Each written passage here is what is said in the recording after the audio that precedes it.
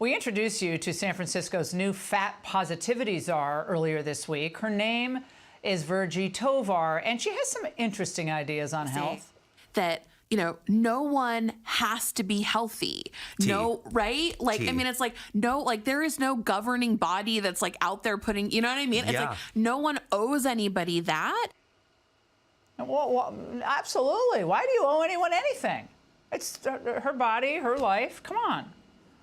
And what's the point of San Francisco's Department of Public Health, where she's now a consultant, if not to keep people healthy?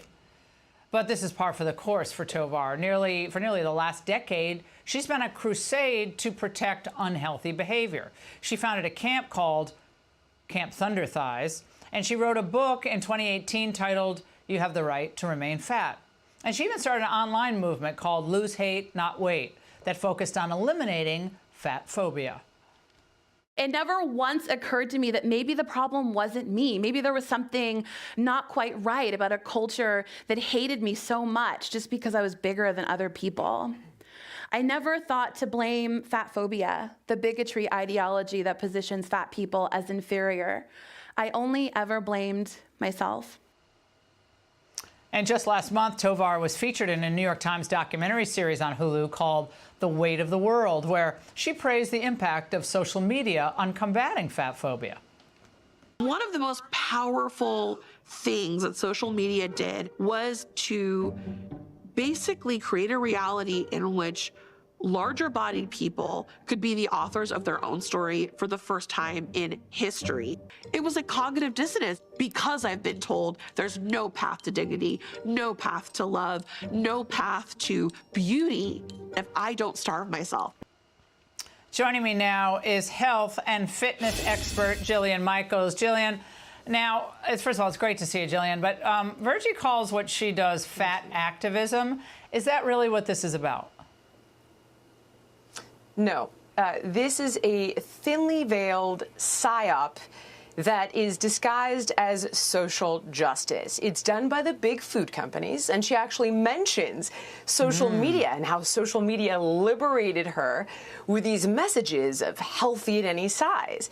And what happened were big food companies paid registered dietitians and health influencers to put out these messages on social media to exploit individuals just like her. Wow. Well, so they must not like Ozempic or any of that other stuff. That must be really bad for them. But Jillian, here's what Tovar has to say about people who ask for smaller pieces of cake. Watch. A cake-related fat-phobic incident, or CRFI, is that moment when it's time to eat delicious cake and it's interrupted by a moralizing impulse. CRFIs have a history of creating a hierarchy among women and ultimately in maintaining misogynist expectations. Misogyny now, Jillian. They bring misogyny into this, really.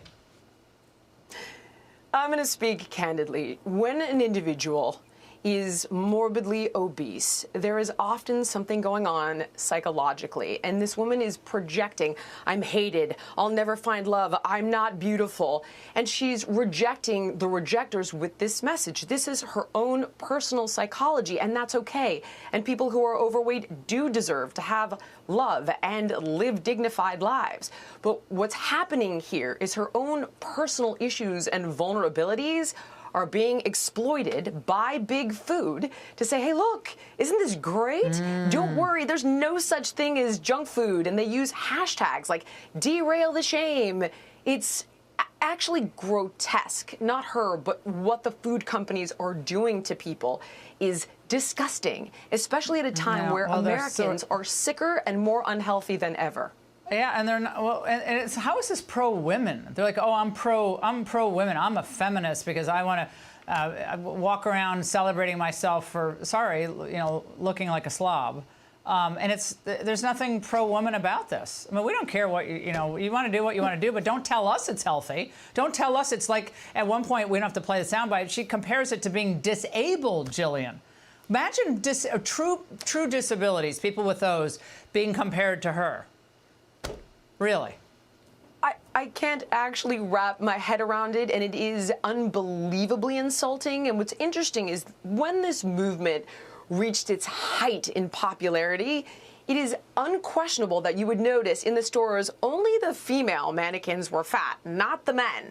Only the marketing ads with overweight models were for women, not for men. But when you started to see them actually having obese child mannequins in some of the retailers, that was truly disturbing. Oh my gosh, I even missed that. It's very upsetting. Jillian, now you've told me something that I didn't even know about that. Jillian, come back soon and have a great holidays. Great to see you as always. Hey, Sean Hannity here. Hey, click here to subscribe to Fox News YouTube page and catch our hottest interviews and most compelling analysis. You will not get it anywhere else.